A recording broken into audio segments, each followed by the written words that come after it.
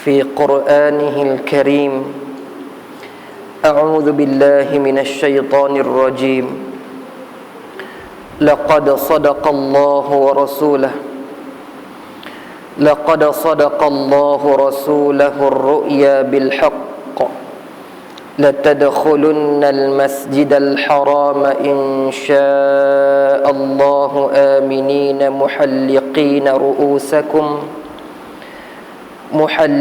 رؤوسكم ومقصرين لا تخافون فعلم ما لم تعلموا فجعل من دون ذلك فتحا قريبا ونصلي ونسلم على حبيبنا المصطفى سيدنا ومولانا محمد وعلى آله وأصحابه أجمعين. رب اشرح لي صدري ويسر لي أمري واحلل عقدة من لساني يفقه قولي.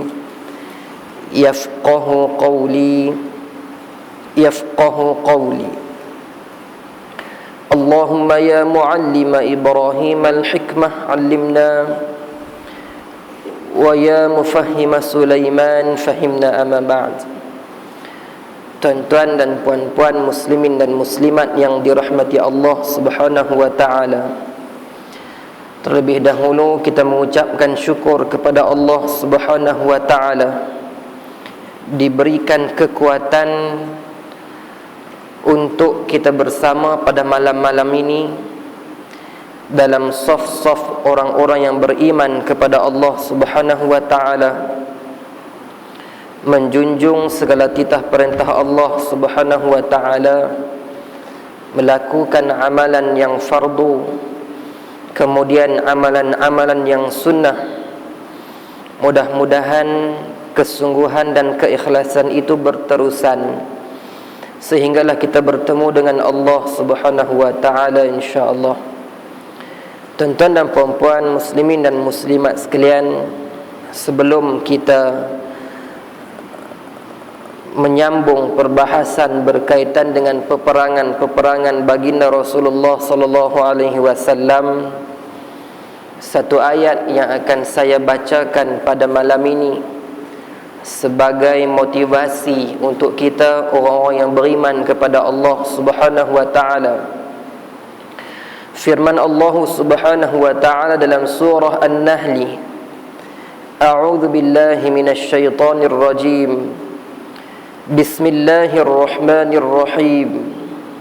Man 'amila salihan min dzakarin aw untha wa huwa mu'min falanuhyiyannahu hayatan thayyibah wa lanajziyannahum ajrahum bi ahsani ma kanu ya'malun. Shadaqallahul azim. Suratul Nahl ayat 97. Allah Subhanahu wa ta'ala berfirman, yang mana maksudnya sesiapa di kalangan hamba Allah, lelaki maupun perempuan, yang melakukan amal saleh dan dia beriman kepada Allah Subhanahu wa ta'ala, nescaya kami akan berikan kepadanya kehidupan yang baik dan kami akan ganjaran yang lebih baik daripada apa yang mereka lakukan di dunia itu, dengan balasan yang lebih baik daripada apa yang mereka lakukan itu pada hari akhirat nanti. Ayat ini merupakan ayat motivasi yang memberikan kepada kita kefahaman bahawa Allah Subhanahu wa taala tidak membezakan di antara gender ataupun jantina. Maka Allah menyebut siapa sahaja di kalangan hamba Allah, lelaki maupun perempuan, yang mereka ini melakukan amalan yang bertepatan dengan Al-Quran dan juga As-Sunnah, dan mereka juga yang mendahului amalan-amalan fardu, kemudian amalan-amalan sunat dan sebagainya, yang mana amalan-amalan ini dikira sebagai amal saleh. Dan mereka beriman kepada Allah Subhanahu wa ta'ala nescaya Allah Ta'ala akan berikan kepada mereka rezeki yang mencukupi, kemudian kehidupan yang tenang, yang tidak gelisah, yang disebut sebagai orang yang bahagia, yang tidak ada rasa gelisah, rezeki yang mencukupi, kemudian diberikan juga kepada mereka sifat qanaah dalam kehidupan mereka. Mereka akan berpuas hati dengan apa yang Allah Ta'ala beri, sedikit ataupun banyak. Kalau banyak yang diberikan, tidak melupakan mereka terhadap tanggungjawab mereka kepada agama, ataupun sedikit yang diberikan itu sudah cukup buat mereka, asalkan ianya rezeki yang halal. Inilah yang disebut sebagai hayatan tayyibah, kehidupan yang baik, menurut apa yang ditafsirkan oleh Imam Ibn Kathir berdasarkan hadis Nabi SAW, qad aflaha man aslam ruziqa kafafan wa qanna'ahu Allah Ta'ala bima atah. Maka berjayalah orang-orang yang telah menyembah diri kepada Allah, yang mereka ini menyerah diri kepada Allah. Itulah orang-orang yang Islam, yang diberikan rezeki. Kejayaan itu diukur apabila mereka dicukupkan dalam rezeki mereka, dan mereka juga dijadikan oleh Allah Subhanahu wa Ta'ala orang yang qanaah, orang yang tidak tamak kepada rezeki, tidak tamak kepada harta-harta dunia, tetapi ianya jadi orang yang qanaah, banyak tidak lupa Allah Ta'ala, sedikit mencukupi, asalkan ianya halal dan juga diberkati oleh Allah Subhanahu wa Ta'ala. Dalam riwayat yang lain, baginda sallallahu alaihi wasallam berdoa, memohon kepada Allah Subhanahu wa Ta'ala, Allahumma qanni'ni bima razaqtani wa barik li fi wa akhluf li kulla ghaibatin bi khair. Ya Allah, jadikanlah aku seorang hamba-Mu yang qanaah dengan apa yang telah Engkau rezekikan kepadaku, dan jadikanlah rezeki itu diberkati. Berkatilah rezeki yang telah Engkau berikan kepadaku, dan gantikanlah apa sahaja yang luput daripadaku dengan sesuatu yang lebih baik daripadanya. Nabi Muhammad sallallahu alaihi wasallam kalau dalam selalu menyebut, kita mendengar dan kita membaca, selalu orang menyebut Nabi ini orang yang miskin. Miskin bukan kerana Nabi tak ada harta. Nabi Muhammad seorang Nabi yang mewarisi khumus, 1/5 daripada harta rampasan perang. 1/5 itu banyak jumlah dia. Tetapi kenapa Nabi hidup secara miskin, tak ada harta? Kerana bila dapat harta, Nabi akan jadi orang yang pemurah, lebih cepat daripada angin yang membawa debunga. Nabi dapat harta, Nabi akan sedekahkan, akan bahagi-bahagikan kepada orang yang memerlukan. Nabi orang kaya, tapi kekayaan yang ada itu tidak melekat dalam diri, bahkan ianya mendorong untuk lebih banyak berbakti kepada orang lain, menyebabkan tidak ada apa-apa yang ditinggalkan oleh baginda, melainkan Al-Quran dan juga sunnahnya. Ini contoh hidup Nabi yang perlu kita contohi, yang ada qanaah dalam diri, yang rezekinya mencukupi, bahkan diberkati oleh Allah Subhanahu wa Ta'ala. Baginda sentiasa berdoa meminta-minta rezeki yang macam tu, yang direzekikan oleh Allah dengan keberkatannya dan juga qanaahnya, cukup dan tidak lupa pada Allah Subhanahu wa Ta'ala. Dan Allah Ta'ala menyebut lagi, siapa sahaja yang boleh buat lagu ni, yang beriman dan beramal saleh, yang diberikan kepada dia kehidupan yang baik di dunia, maka Allah Ta'ala akan ganjarkan yang lebih baik daripada tu. Di dunia dia dah seronok, di dunia dia qanaah, di dunia dia rezeki yang cukup. Allah Ta'ala gantikan lebih baik daripada tu di akhirat, dengan balasan syurga Allah Subhanahu wa ta'ala. Wa lanajziyannahum ajrahum bi ahsani ma kanu ya'malun. Pasti kami akan memberikan ganjaran kepada mereka lebih baik daripada apa yang mereka kerjakan di dunia itu. Sadaqallahul azim. Itu sedikit motivasi untuk kita sebagai orang yang beriman ini untuk meneruskan menghiasi iman itu dengan amalan-amalan soleh, insya-Allah. Tuan-tuan dan puan-puan, hari ini kita akan masuk satu lagi peperangan yang keenam, siri peperangan yang keenam, yang disebut sebagai Ghazwah Al-Hudaybiyah, peperangan Al-Hudaybiyah. Sebelum ini kita berbahas berkaitan dengan peperangan Bani Quraidah, bagaimana Rasulullah SAW mengusir orang-orang Yahudi yang telah pun berpaling tadah, mereka yang membantu tentera-tentera musuh dalam memerangi tentera Islam, mereka yang memberi ruang kepada tentera-tentera musuh untuk melawan dengan tentera Islam. Maka Yahudi Bani Quraidah termasuk seperti mana Yahudi-Yahudi yang lain yang telah pun diusir oleh baginda sallallahu alaihi wasallam dalam peperangan Bani Quraidah yang kita bahaskan secara panjang lebar pada bulan lepas. Dan pada malam ini kita akan sambung tentang peperangan Al-Hudaybiyah. Sebut tentang Hudaybiyah, kita selalu mendengar tentang perjanjian Al-Hudaybiyah, Sulhu Al-Hudaybiyah, perdamaian Hudaybiyah. Dan ianya ada kaitan dengan apa yang kita nak bahas pada malam ni.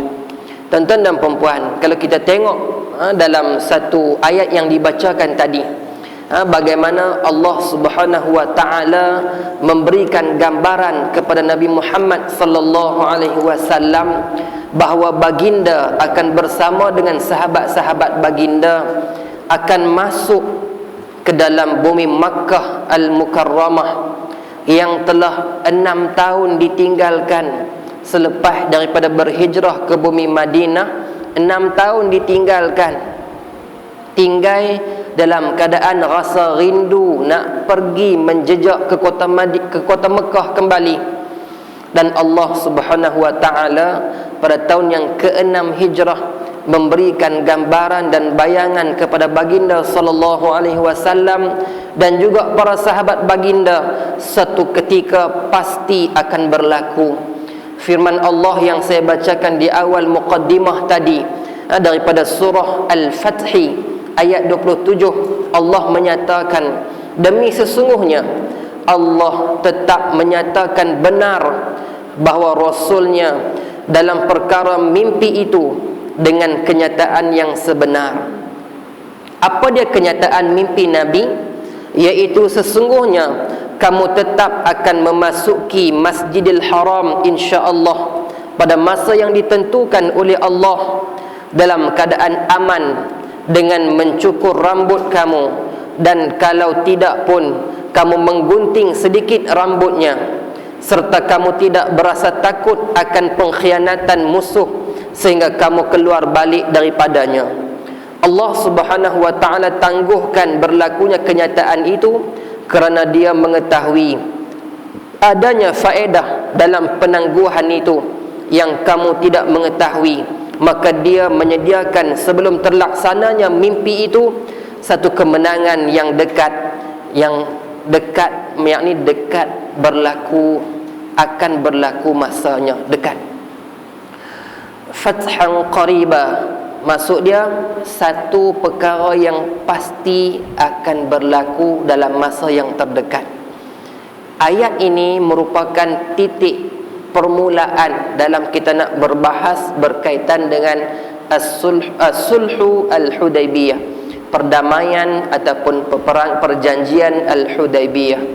Bagaimana Allah Subhanahu wa ta'ala menyatakan Nabi Muhammad sallallahu alaihi wasallam bersama dengan sahabat-sahabat baginda kesemuanya akan memasuki bumi Makkah Al-Mukarramah dalam keadaan aman damai, dalam keadaan tidak ada perasaan takut terhadap pengkhianatan musuh lagi, dan semua itu akan berlaku, tetapi ianya ditangguhkan oleh Allah Subhanahu wa taala. Tahun ke-6 disebut ayat ini turun, tahun ke-7 baru boleh masuk. Penangguhan itu juga disebut sebagai penangguhan yang bukan nak memberi kepada nak menyeksakan, bukan. Tapi penangguhan itu satu penangguhan yang akan mendatangkan kemudahan dan kemenangan dalam masa yang terdekat.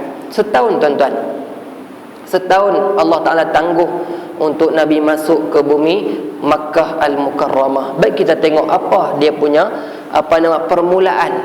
Setelah baginda sallallahu alaihi wasallam mendapat mimpi itu, kita kena ingat mimpi Nabi merupakan mimpi yang benar, bukan mainan tidur, bukan gangguan syaitan dan sebagainya seperti yang berlaku kepada manusia biasa macam kita. Mimpi Nabi ada mimpi Nabi disebut sebagai wahyu Allah Subhanahu wa taala. Seperti mana mimpi Nabi Ibrahim alaihi salam, inni ara fil manam, aku melihat dalam mimpi aku. Dalam maksud ini membawa maksud Allah memberi wahyu kepada aku, anni adbahuka fanzur madza tara, bahawa aku membunuh, aku menyembelih kamu wahai Nabi Ismail, maka apa pendapat kamu? Ayat itu merujuk kepada wahyu Allah Subhanahu wa taala, bukan mimpi biasa.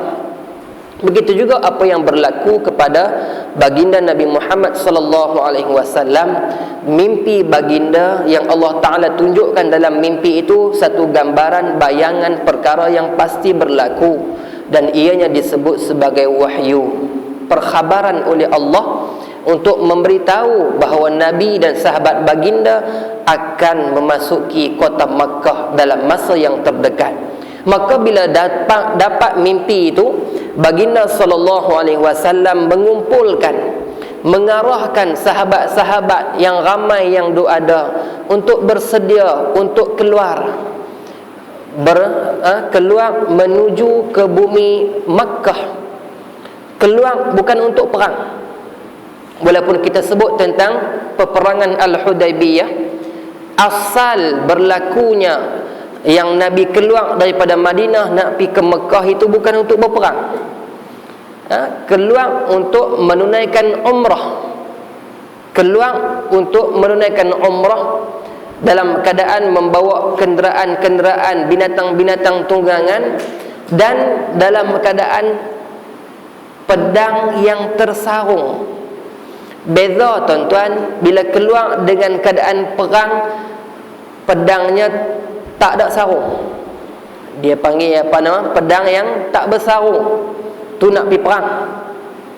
Tapi keluar untuk buat benda lain, bawa juga pedang. Bukan tak bawa pedang, tapi bawa untuk kegunaan, keperluan kalau ada keperluan. Sebab Nabi pun dalam perjalanan nak sembelih binatang dan sebagainya untuk makan. Tapi dalam keadaan keluar daripada Madinah itu dalam keadaan perang, pedang yang tersarung. Maksud dia bukan nak pergi perang lah. Bukan nak pergi perang. Bahkan Nabi sendiri bawa pakaian-pakaian mereka, bahkan dalam tu adanya ihram untuk melakukan umrah, bukan untuk memerangi orang Quraisy. Maka baginda sallallahu alaihi wasallam cukup rindu tuan-tuan, lama dah tinggal bumi Makkah ini. Kita kena ingat ketika mana Nabi berhijrah keluar daripada bumi Makkah, apa Nabi kata? Nabi sebut pada bumi Makkah ini, ma atyabak, betapa indahnya kamu, hebat cantiknya kamu wahai Makkah. Laula anna qaumi ukhrijuni minki, tidaklah kalau kerana mereka tak keluarkan aku daripada kamu wahai Makkah, nescaya aku tidak akan keluar. Tapi kerana mereka yang memaksa aku keluar dan perintah daripada Allah Subhanahu wa taala, maka aku keluar.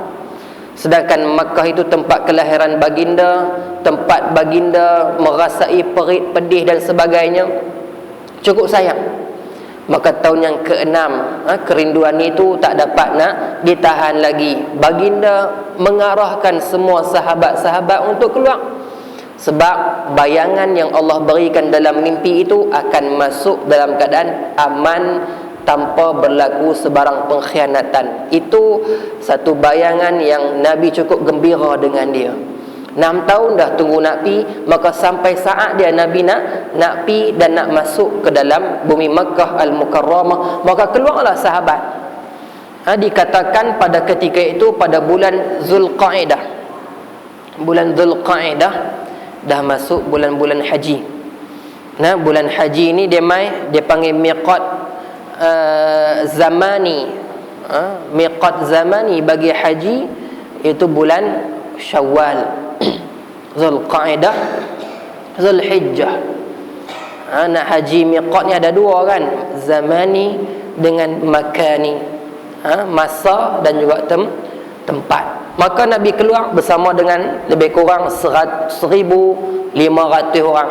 Dalam riwayat kata 1,400. Nabi sendiri ditemani oleh isteri baginda Ummu Salamah. Yang lain tetap di Madinah. Rasulullah kalau kita tengok dalam peperangan, Nabi akan buat cabutan undi. Siapa yang akan mengikut baginda dalam peperangan Bani Mustalik, peperangan ataupun peperangan Muraising yang diikut oleh Aisyah radhiyallahu anha. Kali ini giliran untuk Ummu Salamah untuk membantu ataupun mengikuti perjalanan baginda ke bumi Makkah Al-Mukarramah bersama dengan 1,500 orang sahabat. Kesemuanya keluar daripada bumi Makkah Madinah untuk menuju ke Makkah. Baik, perjalanan baginda itu diketahui oleh orang-orang musyrikin Quraisy. Perjalanan baginda diketahui oleh kaum musyrikin Quraisy. Maka mereka pun menghantar utusan mereka untuk bertemu dengan baginda sallallahu alaihi wasallam. Depa hantar untuk memberi kata dua dan nak menyekat perjalanan Rasulullah sallallahu alaihi wasallam di tempat yang dinamakan sebagai Hudaybiyah. Hudaybiyah ni antara Madinah dengan Mekah. Bahkan dia sudah hampir kepada bumi Makkah. Sampai di situ perjalanan baginda disekat. Maka bertanyalah, berdialog di antara wakil orang Quraisy dengan baginda sallallahu alaihi wasallam. Yang diwakili oleh beberapa orang daripada Bani Khuza'ah. Bani Khuza'ah. Khuza'ah ni ada banyak kes tuan-tuan dengan Nabi. Bani Khuza'ah ni keturunan mereka jugalah orang yang mula-mula membawa berhala ke bumi Makkah setelah ianya disucikan, dibersihkan oleh Nabi Ibrahim alaihissalam. Habis selesai Nabi Ibrahim sucikan dengan berhala, Bani Khuza'ah lah yang bawa daripada tuan mereka Amru bin Luhai bin Al-Khuza'i. Tak apalah, tapi depa ni orang yang menetap di bumi Makkah. Depa ni lah yang mai berdialog dengan Rasulullah sallallahu alaihi wasallam. Mai tanya pada Rasulullah, tujuan apa nak masuk ke bumi Makkah? Nak perang ke nak buat apa ni? Maka Nabi kata tujuan kedatangan mereka sahabat Nabi dan juga sahabat untuk menziarahi Baitullahil Haram dan sekaligus menunaikan ibadah umrah, bukan untuk berperang. Kalau tengok pada keadaan sahabat-sahabat pun bukan untuk berperang. Mereka dah berihram dan juga pedang mereka tersarung, bukannya terbuka, tersarung sebagai tunjuk kata nak pi berihram, nak untuk berumrah dan menziarahi Baitullahil Haram. Kemudian mereka pun balik. Yang kata Bani Khuza'ah ini balik untuk bertemu dengan pembesar-pembesar Quraisy di Makkah. Maka menceritakan tentang perihal kedatangan Rasulullah. Yang Nabi ni bukan pi nak perang, tapi pi nak berziarah dan menunaikan umrah. Tetapi apa yang diceritakan itu memang tidak dipercayai oleh orang-orang kafir Quraisy. Mereka tak percaya dengan apa yang Nabi kata. Sedangkan Rasulullah memang niat dia bukan nak pergi perang, tapi hanya nak berziarah. Bukan nak takluk pun bukan. Bukan nak buka kota Mekah balik pun, tapi nak berziarah sahaja. Tapi tak diterima alasan dan juga tujuan Rasulullah SAW itu. Maka mereka kata dia tak boleh masuk Mekah. Dengan tegas mereka menjawab bahawa baginda dan sahabat baginda tak boleh masuk Mekah di hadapan kami ini buat selama-lamanya. Dan maknanya dendam kafir Quraisy masih ada, walaupun mereka dah tewas banyak peperangan. Daripada Badar kalah, daripada Uhud sama-sama sama-sama banyak yang meninggal. Kemudian mai peperangan Ahzab kalah lagi. Mai peperangan dengan Ahzab tu paling besar dah, kalah, dibantu oleh orang Yahudi, bantu oleh orang Arab yang tak Islam pun kalah. Maka dendam itu makin membara rupanya. Ingatkan depa makin kendor dengan melihat kejayaan tentera Islam, tapi masih lagi berkerah dengan menyatakan Muhammad dan juga kawan-kawan dia semua tak boleh masuk ke Mekah selama-lamanya, tuan-tuan. Perkataan mereka ini berbeza dengan firman Allah yang kita baca tadi. Mereka kata selama-lama tak boleh masuk, sedangkan Allah kata mereka akan masuk, la tadkhulunnal masjidal haram, kamu pasti akan masuk ke dalam Masjidil Haram dalam keadaan aman, dalam keadaan kamu boleh muhalliqina ru'usakum, kamu boleh cukur rambut, au muqassirin, kalau tak cukur pun boleh kerat bagi pendek, aminin, dalam keadaan aman daripada sebarang pengkhianatan. Itu janji Allah Subhanahu wa taala.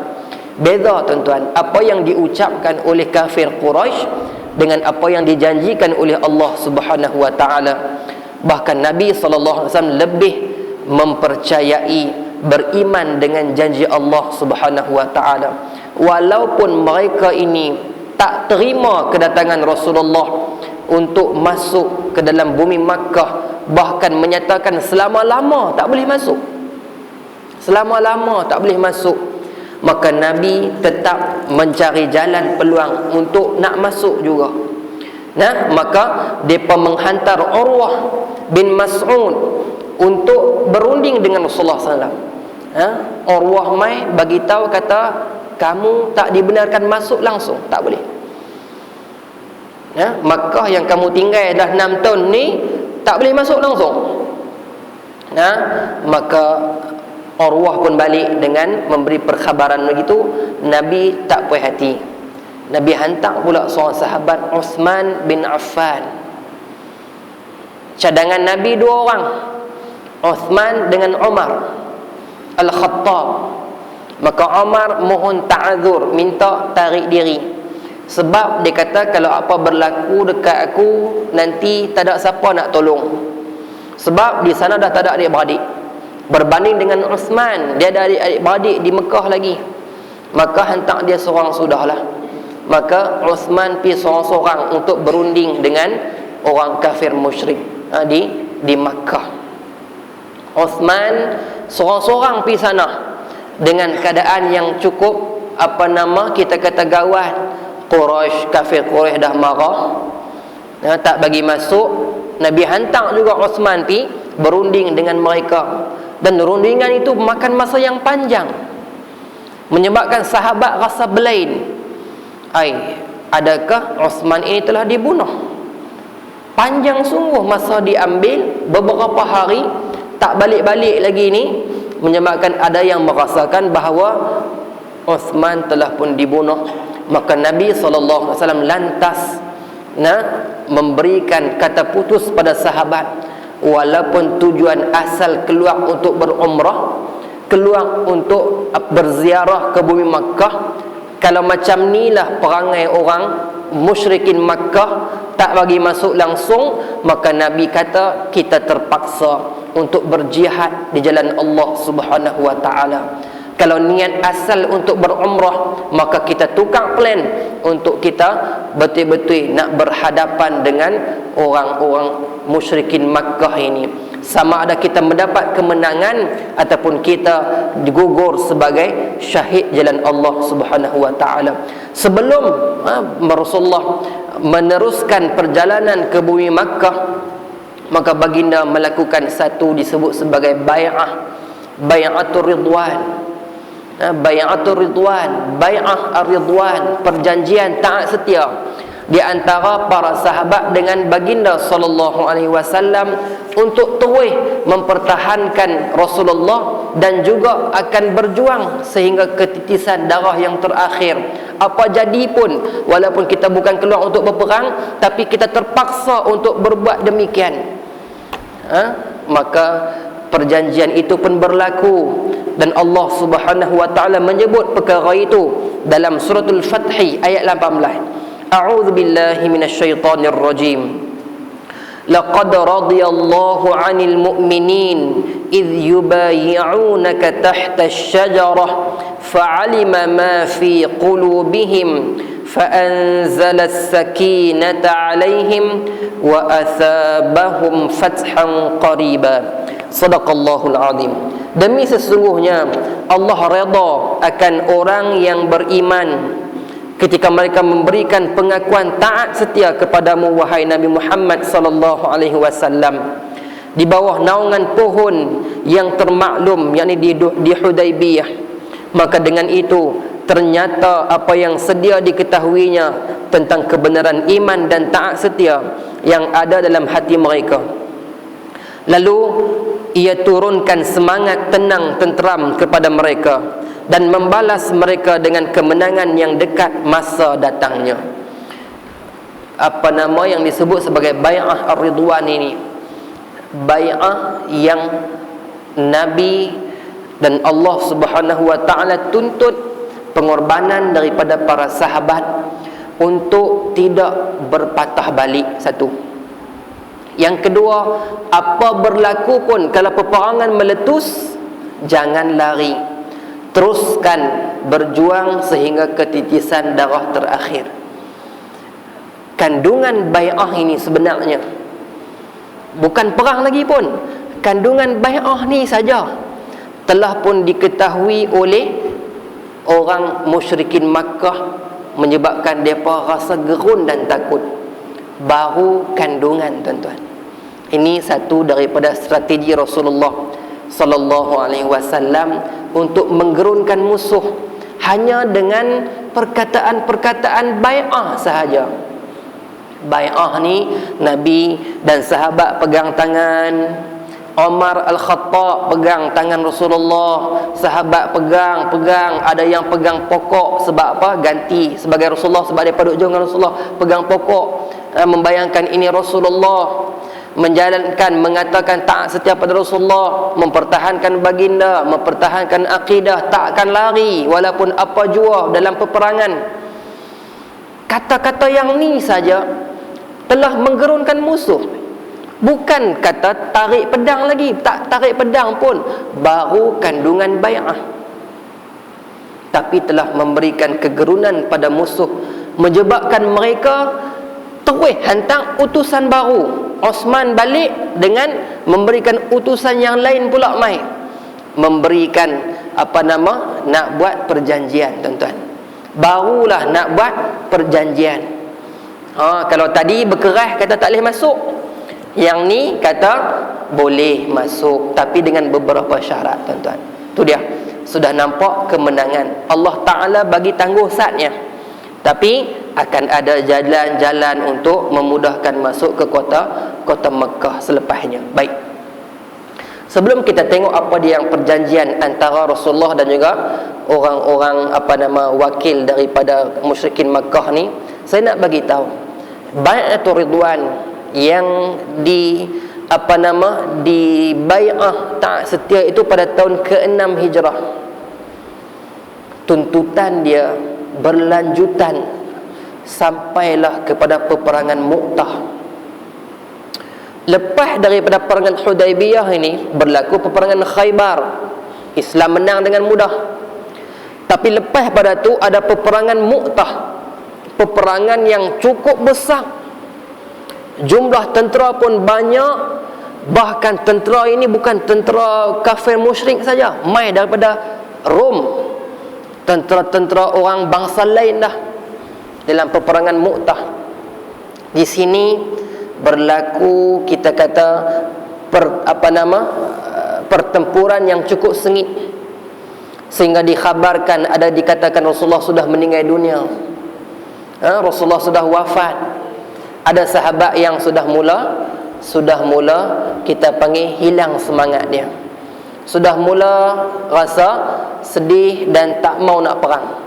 Ada yang dah patah balik, sebab mendengar bahawa Rasulullah sudah wafat. Maka di sinilah Rasulullah memerintahkan Al-Abbas, ponakan Nabi Muhammad sallallahu alaihi wasallam, untuk melaungkan kembali kata-kata bai'ah yang depa bai'ah pada tahun ke-6 Hijrah dulu ni, di bawah pokok tu di Hudaybiyah itu, yang dinama sebagai Bai'atul Ridwan itu, disebut semula oleh Al-Abbas dalam peperangan Mu'tah. Al-Abbas bukan pakai mikrofon pun, tak ada lah apa hela nak bagi derah-derah, tapi suara yang Allah bagi kat dia kuat. Ketika tentera Islam yang sudah rasa sedih, dah rasa putus asa, ada yang nak patah balik, maka Al-Abbas melaungkan kembali Bai'atul Ridwan. Dia sebut pada sahabat-sahabat, ingat tak lagi pada bai'ah yang kita sebut taat setia pada Rasulullah untuk mempertahankan baginda, mempertahankan akidah, tak akan lari dari medan perang. Sahabat bila dengar hak tu baru terasa, uish, betul. Tu kata, bila mai pertempuran yang sengit, yang teruk, dia lupa habis dah. Dia dah lupa dah, dia pernah berjanji dengan Rasulullah. Sampai masa Al-Abbas peringat balik benda tu, maka sahabat pun kembali bersemangat, bertempur sehingga mendapat kemenangan dalam peperangan Mu'tah. Tapi ramai sahabat yang meninggal. Kan dalam peperangan Mu'tah nanti kita akan bincang, kita akan bahas tentang bagaimana panji Islam bertukar tangan. Sahabat ni pegang, potong tangan dia sampai mati, sahabat lain pegang balik. Sekali dia kena mati, kawan lain pula ambil. Kan?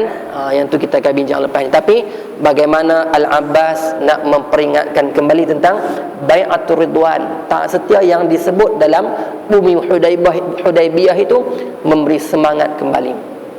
Tengok, perkataan bai'ah itu bagi semangat satu.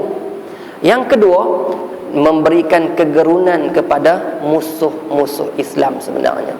Bila mereka gerun, mereka hantar sahabat yang mereka yang lain untuk berunding dengan Rasulullah sallallahu alaihi wasallam. Apa dia punya kandungan syarat yang dibawa oleh mereka? Yang pertama, dia kata, Rasulullah bersama dengan sahabat, iaitu kaum muslimin yang lain, harus pulang dahulu tahun ni.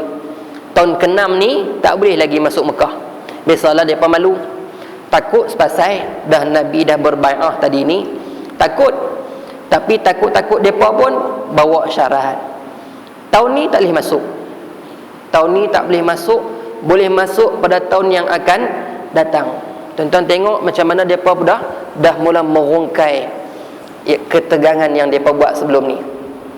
Awal tadi itu sebelum ni kata tak boleh masuk selama-lama, tak boleh masuk lama-lama. Tiba-tiba takut dengan bai'ah punya pasal, dah mula merongkai. Walaupun tak boleh masuk tahun tu, kata kena mai tahun hadapan, tangguh setahun ya. Tapi itu memberikan kemenangan yang besar pada Islam sebenarnya. Asal yang tak pergi masuk langsung, tiba-tiba boleh masuk, walaupun ditangguh selama 1 tahun, tak ada masalah. Setelah datang semula pada tahun hadapan, boleh terus tinggal selama 3 hari dengan syarat tidak boleh membawa senjata, kecuali senjata-senjata yang digunakan oleh orang musafir sahaja, itulah tombak dan pedang-pedang yang bersarung. Itu syarat mereka. Mai Mekah boleh masuk, tapi 3 hari saja, bukan selama-lamanya pun, masuk 3 hari ya. Maka mereka pun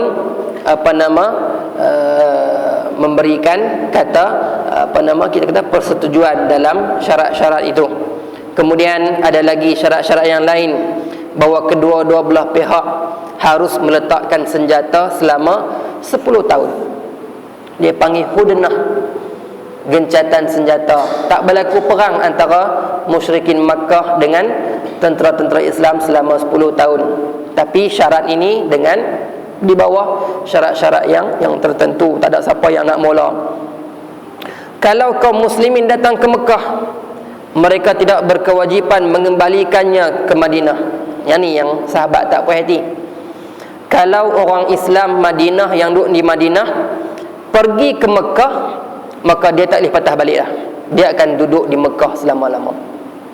Ada makna dia, kita tengok. Sekiranya penduduk Mekah yang datang pada Nabi Muhammad di Madinah, maka hendaklah dikembalikan kepada mereka semula ke Mekah. Ini yang sahabat marah. Pasal apa orang Madinah pergi Mekah tak boleh patah balik, tapi kalau orang Mekah pergi ke Madinah kena hantar balik ke Mekah. Nampak memberi, kita kata, berat sebelah kelebihan kepada orang kafir Quraisy di Makkah. Maka Nabi kata, ini bermakna kalau orang Madinah pergi Mekah, mana dia memang tak mahu duduk Madinah, biar pergi duduk sana. Tapi kalau orang Mekah mai ke Madinah, kita menghormati perjanjian antara kita dengan mereka, kembalikanlah mereka ke sana. Walaupun mereka nak beriman pada Allah Ta'ala, tak apa. Nah, sebab Nabi tahu dah, peluang untuk membuka kota Mekah sudah tidak panjang masa dia, hampir dah. Maka perjanjian itu dipersetujui. Maka sahabat ada yang bantah, yang kata tak puas hatilah sebab nampak berat sebelah kelebihan lebih kepada orang Quraisy Makkah. Bahkan nak tulis nama Allah Ar-Rahman pun dia tak bagi. Asal tulis Bismillahirrahmanirrahim, dia tak bagi. Dia kata kami tak kenal Ar-Rahman, kami hanya kenal Allah. Maka tulislah Bismikallahumma. Sahabat tulis tak apa. Kemudian tulis pula Muhammad Rasulullah. Dia tak puas hati, dia berkata mana ada Muhammad Rasulullah, kami hanya kenal Muhammad bin Abdullah. Rasulullah kami tak percaya. Kalau kami tahu dia Rasulullah, buat apa kami nak perang dengan dia? Tu dia. Maka Sayyidina Ali marah tahun ni. Pasal apa nak potong Muhammad Rasulullah? Kalau dah tadi dah Ar-Rahman dah Ar-Rahim pun kami dah potong, tang Rasulullah nak padam dia tak mau. Rasulullah sendiri ambil padam apa yang disebut sebagai Muhammad Rasulullah dan tulis semula dengan Muhammad bin Abdullah. Sebab apa? Nak memudahkan perjanjian. Walaupun nampak berat sebelah kepada orang kaum kafir musyrik, tapi Rasulullah kata dah, walaupun kita nampak ditindas sedikit, tapi peluang untuk masuk Mekah sudah ada. Sebelum ni kata tak boleh masuk langsung, tiba-tiba boleh masuk walaupun 3 hari. Janji boleh masuk, maknanya sudah ada kelonggaran. Daripada tak boleh langsung, boleh masuk 3 hari pun jadilah pada tahun yang ke-7 Hijrah. Maka sahabat pun tunggu. Lepas tahun, Nabi pun memerintahkan sahabat yang keluar sebelum ini untuk melakukan umrah al-qadha. Kerana lepas perjanjian itu, Nabi pulang balik ke bumi Madinah. Dengan sebelum itu disuruh supaya sahabat-sahabat bercukur dan menyembelih binatang, menyembelih binatang, sebab mereka dah pun berihram di Dzulhulaifah, berihram. Jadi dalam bab ihram ni dia panggil ihsar lah, dam ihsar. Kena tahallul dan sembelih binatang. Nabi perintahkan sahabat buat demikian. Walaupun tak masuk bumi Mekah untuk buat umrah, tapi Nabi minta sahabat untuk bertahallul dan menyembelih binatang. Sahabat tak buat, tak berani. Maka Ummu Salamah isteri Rasulullah yang ikut Rasulullah memberikan cadangan.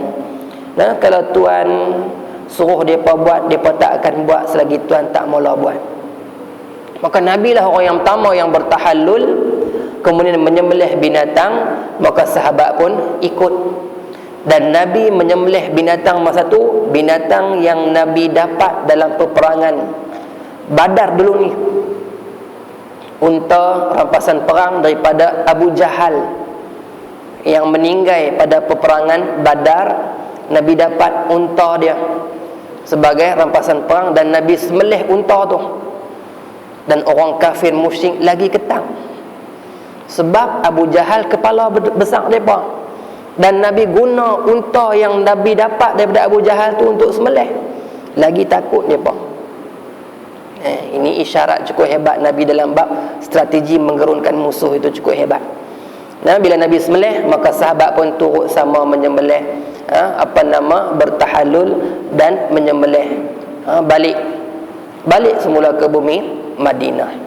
Dan bila tahun selepas masuk tahun yang ke-7, pada bulan Zulhijjah juga, Nabi memerintahkan semula sahabat yang keluar dulu ni untuk kembali buat umrah al-qadha.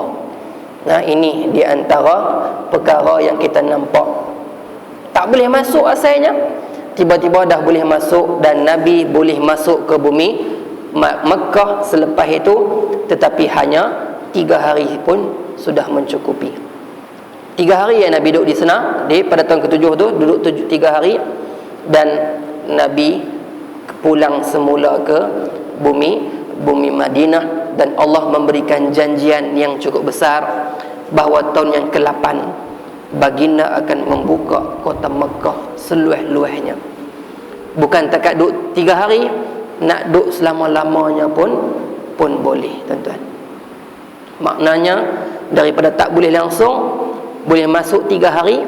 Daripada 3 hari itu boleh masuk seluas-luasnya tanpa ada gangguan. Dan masa tu juga Allah memberi janjian bahawa orang ramai akan masuk dalam agama Islam. Sayadkhulunan nas, orang ramai akan masuk afwaja, secara beramai-ramai. Ini satu kemenangan yang dekat terhadap orang Islam. Janjian itu Allah sebut dalam Al-Quran, dalam suratul Fathi ayat 1 sampai 3. A'udzu billahi minasyaitonir rajim. Inna fatahna laka fatham mubina liyaghfira laka Allah ma taqaddama min dhanbika wa ma ta'akhkhar wa yutimma ni'matahu 'alayka wa yahdiyaka siratan mustaqima wa yansuraka Allahu nasran 'aziza. Sadaqallahul azim. Sesungguhnya kami telah membuka bagi perjuangan kamu, wahai Nabi Muhammad, satu jalan kemenangan yang jelas nyata, kemenangan yang dengan sebabnya Allah mengampunkan salah silapmu yang telah lalu dan yang terkemudian, dan menyempurnakan nikmatnya kepadamu, serta menambahkan kamu sebagai hidayah ke jalan yang lurus dalam mengembangkan Islam dan melaksanakan hukum-hukumnya. Dan dengan sebabnya Allah memberikanmu pertolongan untuk mencapai kejayaan dengan sepenuh-penuh dan sehandal-handal pertolongan yang tidak ada tolak bandingnya. Lepas daripada itu, dakwah Rasulullah makin berkembang dan makin mudah, tuan-tuan. Nabi dah mula hantar utusan surat kepada pembesar-pembesar Rom, hantar kepada pembesar-pembesar yang lain untuk memeluk agama Islam. Jalan makin mudah, orang makin ramai masuk Islam, dan akhirnya kemenangan mendapat membuka kota Mekah pada tahun yang ke-8 Hijrah. Itu di antara kesan daripada perjanjian Hudaibiyah, yang pada awalnya dilihat sebagai berat sebelah kepada orang Islam ditindas, mendapat kelebihan oleh orang kafir musyrik, tetapi akhirnya mutlak kemenangan itu berpihak kepada golongan yang ditindas pada kali pertama, ialah golongan Islam mendapat kemenangan yang mutlak, walaupun pada awalnya dilihat tidak berlaku adil dalam perjanjian itu.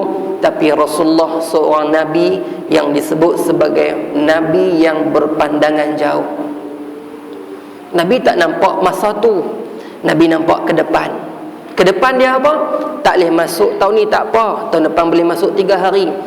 Lepas 3 hari itu akan dapat masuk selama-lamanya, semudah-mudahnya, aman, tanpa ada berlaku sebarang pengkhianatan. Dan sememangnya Nabi tahun yang ke-8 kita akan bincang lepas ni, bagaimana cara Nabi masuk ke dalam membuka kota Mekah dengan penuh aman, tak berlaku pun sebarang peperangan. Bahkan orang-orang Mekah mendapat pengampunan oleh Rasulullah sallallahu alaihi wasallam, menyebabkan mereka semuanya terkejut. Ingatkan Nabi Muhammad nak denda depa. Ingat Nabi Muhammad nak balas dendam atas apa depa buat sebelum ni. Tapi Nabi, antum tulaqa, kamu semua dibebaskan hari ni masuk Islam, tuan-tuan. Tu ayat imam kita baca tadi, wa ra'aitan nasa yadkhuluna fi dinillahi afwaja. Kamu akan melihat pada ketika itu manusia akan masuk dalam agama Allah beramai-ramai. Yang tu kita akan jumpa dalam perbahasan pada bulan hadapan, insya-Allah. Bagi suspense sikitlah. No, kita nak berhenti tentang tu. Selesai dah tentang perjanjian ataupun peperangan Al-Hudaybiyah, Sulhu Al-Hudaybiyah. Jadi kesimpulan dia di sini. Yang pertama, kita kena tahu janji Allah merupakan janji yang benar. Laqad sadaqallah, Allah Ta'ala memberi janjian yang benar, ar-ru'ya, pada mimpi Nabi Muhammad. Maka kita mengambil kesimpulan Allah, janjian dia cukup benar. Semua benda janjian Allah benar, tuan-tuan. Yang saya sebut ayat tadi ni, orang yang beriman dan beramal soleh, Allah akan bagi dia hayatan thayyibah, kehidupan yang baik. Itu janji yang benar. Tuan-tuan cuba buat. Dan kita dah buat sebenarnya. Kita beriman pada Allah, kita buat amal soleh, tengok kehidupan kita lagu mana lah ni. Walaupun tak lebih pada orang, tapi cukup. Kalaupun lebih pada orang, kita tetap mai berjemaah, kita boleh ingat pada Allah, kita tak lupa. Itu maknanya janjian Allah benar pada kita untuk memberikan kehidupan yang baik pada kita. Itu yang pertama. Yang kedua, seorang pemimpin dia tak boleh terburu-buru dalam memberikan hukuman. Dia mesti berpandangan jauh. Yang ni yang berlaku pada Rasulullah sallallahu alaihi wasallam. Walaupun kalau ikut para sahabat pakat tak puas hati belaka, tapi sudah nampak kejayaannya, maka Nabi relakan juga untuk mengikuti perjanjian itu, dan akhirnya kemenangan mutlak mendapat pada orang Islam, hasil daripada pandangan jauh seorang pemimpin yang memerintah negara Islam pada masa itu. Sebab tu kita nak kena tiru, tuan-tuan. Kita kena nampak dah apa akan jadi pada surau kita ni pada masa depan. Kita punya perancangan ke depan ni lagu mana. Lah kita nampak okey dah, tapi ke depan lagu mana? Kena sediakan barisan-barisan pelapis dan sebagainya. Yang duk ada pun kadang tak hidup lama. Kita kena sudah ada barisan-barisan pelapis. Ke depan ni lagu mana? Yang mai ni semua yang dah bekerja. Mana adik-adik kita yang bersekolah? Sibuk saat dia letih mengaji. Tapi mereka tu perlu kita train. Tuan-tuan dulu saya yakin umur tuan-tuan sekolah menengah dulu, tuan-tuan rajin mai sembahyang jemaah, betul tak? Tu yang boleh jadi mai sembahyang tu. Sebab kita terbiasa benda tu daripada sekolah menengah. Sekolah rendah memang sahlah, kecil-kecil tu memang seronok. Pergi sekolah menengah kita kena kawan, kita kena tempat lain, tapi kita tetap mai jemaah, boleh lekat sampai lah. Kita kena train pelapis-pelapis kita juga untuk sampai sama dengan kita. Jarang tuan-tuan saya pergi kuliah maghrib banyak tempat, nak jumpa adik-adik tingkatan 1 sampai tingkatan 6 tak ada. Mungkin tak ada tanya sebab tuan-tuan muda lagi kan, anak-anak sekolah rendah kan. Semua orang muda ni. Orang muda lagi mana ada anak tingkatan 1 kan, semua ada jah 2, jah 3 kan. Tapi kebanyakan gitulah saya pergi tempat orang lama-lama pun tingkatan 1 kan tak ada juga. Padahal depa tu masa kecil dulu dia 1 jah 6 pulun ngaji. Mai tingkatan 1 tingkatan 6 dah baliak dah umur dah baliak, dah diganggu dengan setan, tak mai mengaji. Pelik kali. Dia ada gap ruang jurang yang cukup jauh tingkatan 1 sampai tingkatan 6 tak mai yang jemaah, tak diasuh. Depa sibuk dengan benda lain. Kalaupun kata banyak homework pun saya pukul 9 balik dah, boleh buat kan. Ini yang kita nak kena cari, kena berpandangan jauh. Di mana depa tu duk nyanyi lagu awak kat mana, tanya kita tanya depa balik, hampa pi mana, hampa duk tang mana, hampa duk tang mana kan, tanya depa. Boleh duk nyanyi marka duk tang mana. Kita hak AJK masjid tanya, hampa duk tang mana. Mai berjemaah sekali dengan kami untuk jadi pelapis ke depan. Tu yang kedua, berpandangan jauh. Yang ketiga, kita kena meyakini janji Allah. Kalau tadi kita kata janji Allah itu benar, yang ketiga kita meyakini janji Allah Ta'ala. Jangan rasa ragu-ragu dengan pemberian dan janjian Allah Subhanahu wa Ta'ala. Kita dah berusaha tapi duk tara tu, tapi Allah dah janji dah tadi ni, beriman, amal soleh, hidup seronok. Usaha duk macam tu juga. Yang penting teruskan iman, teruskan amal soleh. Allah, janji Allah pasti akan berlaku. Allah tak bagi di dunia, Allah bagi di akhirat, tuan-tuan. Anak-anak kita yang mengaji sekolah rajin, walaupun tak dapat nombor 1, tapi rajin pergi sekolah, apa jadi kat dia hari ni? Murah rezeki dia, berbanding yang tak dapat nombor 1, sekolah tak mau pergi dah. Fed up, dia kata mengaji teruk dah, tak dapat nombor 1 juga, tak pergi terus. Hancur lah. Yang penting rajin pi, sebab rajin pi tu Tuhan bagi pahala dah. Mengaji ni dapat pahala, bukan nanti nak berjaya dapat nombor 1 baru dah kata berjaya. Pi sekolah mengaji rajin tu pun dah dapat pahala. Allah bagi dah janji dia, insya-Allah. Bagi semangat anak-anak kita lah kan. Kadang-kadang kita ni kita cepat, kita rasa lah macam mana doa lah kot terbuka hati depa. Kita tengok kawan-kawan kita dulu ni mengaji rajin, walaupun tak cemerlang, tapi hidup dia seronok hari ni sebab mengaji rajin ni. Bagi semangat lagu tu kat depa, insya-Allah. Banding hak yang cemerlang, tak apalah, kita memerlukan orang yang cemerlang, dan kita juga memerlukan orang yang rajin sebenarnya. Hak cemerlang silakan, depa akan membantu dari segi pentadbiran, dari segi hak besar. Hak yang rajin ni depa akan membantu dari segi kerja-kerja hak rajin ni. Akhirnya dua-dua tu saling memerlukan antara satu sama lain. Jangan kerana tak cemerlang kita nak putus asa dah. Ada tempat dia di sisi Allah Subhanahu wa Ta'ala. Janjian Allah tu kita kena yakin. Cukup 3 ni sudahlah. Kita nak ambil manfaat daripada apa yang kita baca daripada peperangan Al-Hudaybiyah ini. Ni tuan-tuan dan puan sekalian, insya-Allah lepas ni kita akan sambung peperangan Khaybar. Peperangan Khaybar. Lepas tu peperangan Hunain, peperangan Mu'tah dan sebagainya.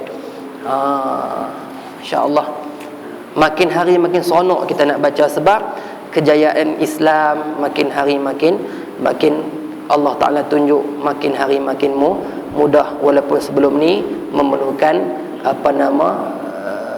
jual beli dengan Allah Ta'ala, bi anfusikum wa amwalikum, dengan diri dan nyawa dan juga harta-harta kamu.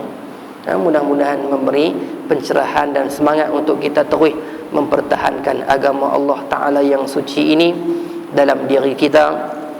Kita alirkan dalam kaum keluarga kita, adik-beradik kita, anak pinak, mak bapak kita, kawan-kawan kita semuanya lah, untuk mempertahankan kesucian agama keislaman ini.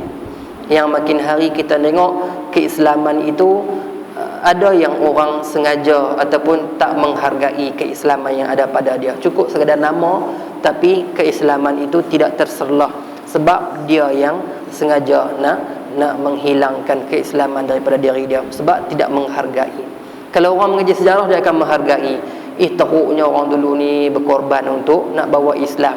Dia akan menghargai agama itu sendiri. Salah satu cara lah untuk kita menghargai agama, dengan mengenang kembali perjuangan Rasulullah dan para sahabat baginda dan ulama-ulama dan sebagainya, insya-Allah. Yang baik dari Allah Subhanahu wa Ta'ala, yang lemah, yang kurang tu saya mohon ampun kepada Allah Subhanahu wa Ta'ala. Astaghfirullahalazim, astaghfirullahalazim, astaghfirullahalazim. Biasa mohon maaf kepada tuan-tuan dan puan sekalian kalau yang tak kena sama-sama boleh tegurlah. Mudah-mudahan kehadiran kita pada malam ni diberi keberkatan oleh Allah dan manfaat. Kalau tak banyak sikit, kalau tak sikit banyak insya-Allah. Bismillahirrahmanirrahim. Alhamdulillahirabbil alamin. Wassalatu wassalamu ala asyrafil anbiya'i wal mursalin. Sayyidina wa maulana Muhammadinil amin. وعلى آله وأصحابه أجمعين اللهم انفعنا بما علمتنا وعلمنا ما ينفعنا. Ya Allah, ya Tuhan kami mohon padamu ya Allah, berilah manfaat di atas apa yang telah Engkau ajarkan kepada kami. Juga kami mohon padamu ya Allah, ajarkanlah kepada kami apa saja yang beri manfaat kepada kami dunia sampai akhirat. Rabbana atina fid dunya hasanah wa fil akhirati hasanatan wa qina adzaban nar. Wa sallallahu wa sallama ala sayyidina Muhammadin wa ala alihi wa ashabihi ajma'in. Walhamdulillahirabbil alamin. Aqulu qawli hadha wa astaghfirullah li wa lakum. Wassalamu alaikum warahmatullahi wabarakatuh.